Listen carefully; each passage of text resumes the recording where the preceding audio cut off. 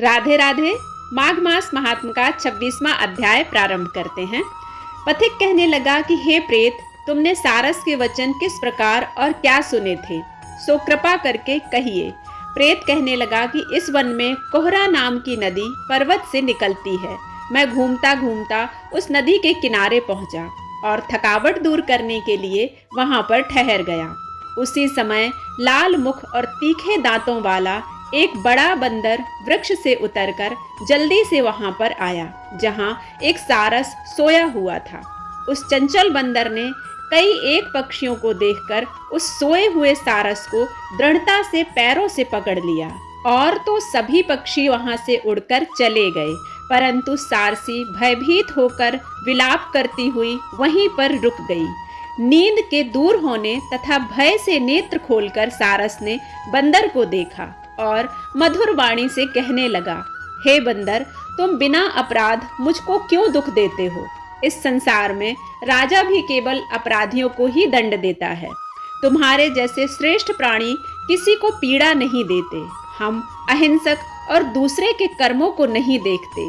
जल की काई खाने वाले, आकाश में उड़ने वाले, जल में रहने वाले, वन में रहने वाले, अपनी स्त्री से प्रेम करने वाले, दूसरे की स्त्री को त्यागने वाले, दूसरों की बुराई से दूर रहने वाले, चोरी न करने वाले, बुरों की संगति से वर्जित, किसी को कष्ट न देने वाले हैं।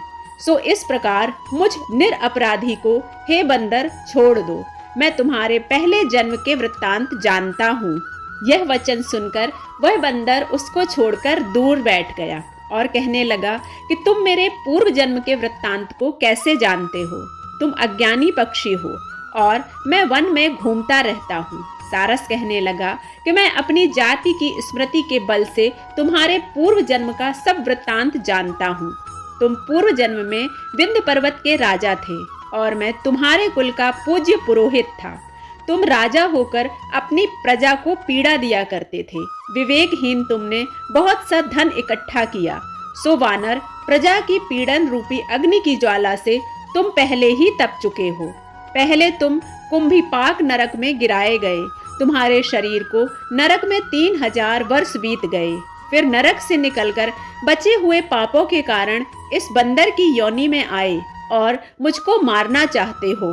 पूर्व जन्म में तुमने ब्राह्मण के बाग से लूटकर बलपूर्वक फल खाए थे। उसका यह भयंकर फल हुआ कि तुम वानर और वनवासी हुए।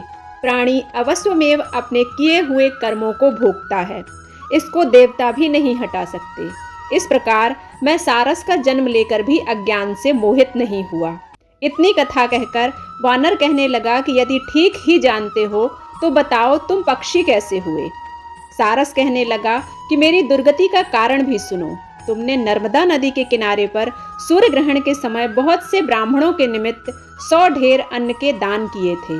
मैंने पुरोहिताई के मद में थोड़ा सा ब्राह्मणों को दिया और बाकी सब मैं अपने आप घर ले गया। इन ब्राह्मणों के द्रव्य का अपहरण करने के पाप से मैं पहले कामसूत्र नरक में और फिर रक्त करदूम नरक में, जहाँ पर बड़े बड़े कीड़े थे और रक्त तथा पीप से भरा हुआ नाभि तक नीचे सिर और ऊपर पैर किए हुए पीप चाटता हुआ उस दुर्गंध वाले नरक में कीड़ों आदि से काटा जाकर 3000 वर्ष तक उस यातना को भोगता रहा। मैं नरक के दुख का वर्णन नहीं कर सकता।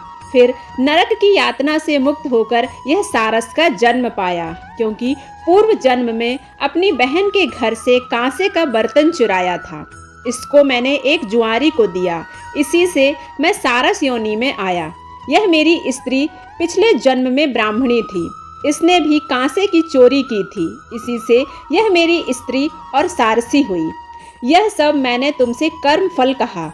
अब भविष्य की बात सुनो। अब मैं, तुम और यह मेरी स्त्री भी हंस होंगे और काम रूप देश में सुख से निवास करेंगे। फिर इसके पश्चात गौर योनि में और फिर जाकर दुर्लभ मनुष्य योनि को प्राप्त होंगे। इसमें मनुष्य पाप और पुण्य दोनों ही कर सकता है। इस प्रकार शिव की माया से यह सारा जगत मोह को प्राप्त होता है। न केवल हम ही, परंतु इस संसार के सभी जीव प्रवृत्ति मार्ग में फंसकर अच्छे और बुरे कर्म करते हैं और उनका फल भोगते हैं। इसलिए सब प्राणियों को धर्म का सेवन करना चाहिए। देवता, असुर, मनुष्य, व्याघ्र, कीड़े मकोड़े सभी से कंटक रूपी मार्ग नहीं छूटता। केवल वेदांत जानने वाले योगी ही इस मार्ग से बच सकते हैं। इसी कारण बड़े बड़े महात्मा भी कर्म फल को टाल नहीं सकते।